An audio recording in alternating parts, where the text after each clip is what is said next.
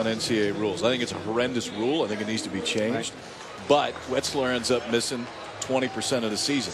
It's brutal on the Phillies' part to do it because it happens more than anybody else knows. These are 20, 21-year-old kids, and you ought to have representation. But in this case, it's cost Wetzler 3 or 4 starts at the beginning of the year. Well, let's just be honest. I mean, it's a rule that has to be addressed. Absolutely.